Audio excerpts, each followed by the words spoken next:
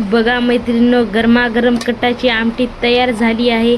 आमटीचा सुगंध आणि वर आलेली तरी पाहूनच तुमच्या तोंडाला पाणी सुटले असेल. पुरणाचा बेत म्हणलं की त्याच्यामध्ये आमटी येणारच. चला तर मग आमटी कशी बनवायची मी तुम्हाला अगदी सोप्या पद्धतीने सांगते. नमस्कार मैत्रिणींनो, तुमचं आदिती किचनमध्ये मनापासून स्वागत आहे. नवीन असाल तर आदिती चॅनलला सबस्क्राईब करा, बेल आयकनला क्लिक करा.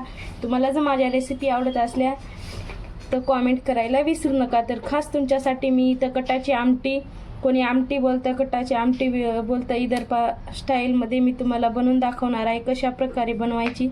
तर लागणारे साहित्य मी इथं खोबरं, लसूण पाकळ्या, कोथिंबीर, कढीपत्ता घेतलेला आहे. आता छान प्रकारे आपल्याला खोबऱ्याला गॅसवरती भाजून घ्यायचं, अगदी काळं होईपर्यंत भाजून घ्यायचं. चला तर मग मी तुम्हाला दाखवते कशा प्रकारे बनवायची.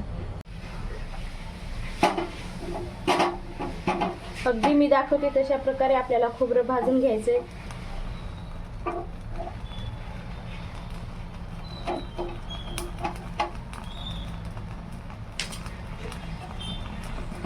दोन्ही साईडने मस्त भाजून घ्यायचे.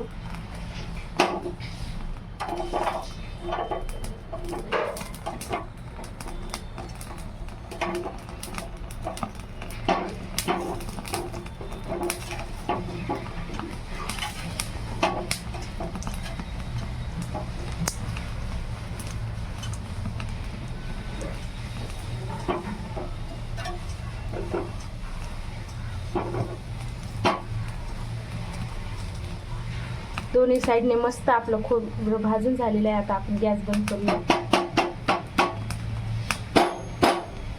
आता आपण ह्याला प्लेटमध्ये काढून घेऊया. तर कांदे पण घेतलेत. आता कांद्याला पण आपल्याला छान प्रकारे भाजून घ्यायचे. असंच टरफला सगळं कांदे भाजते तोपर्यंत आपल्या खोबऱ्याला कट करून घेऊया.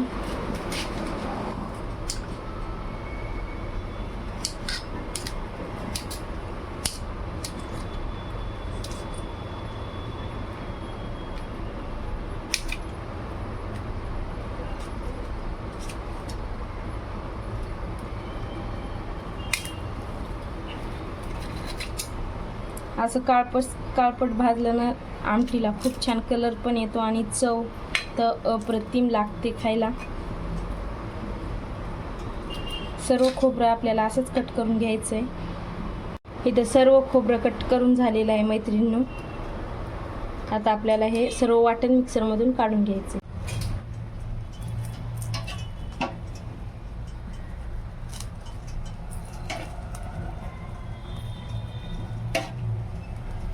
मिक्सरचं भांडं घेतले, त्याच्यामध्ये आपण हे भाजलेलं खोबरं,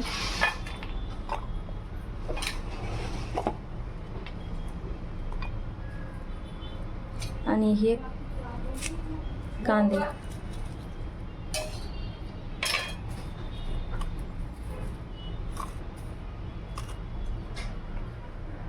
लसूण पाकळ्या, थोडीशी कोथिंबीर टाकली. आता हे मिक्सरमधून फिरून घेऊया. तर आपलं वाटण मस्त काढून झालेलं बघा, किती काळं झर दिसते. असंच आमटीला पाहिजे वाटण. आता आपण आमटीला झणझणीत फोडणी देऊया.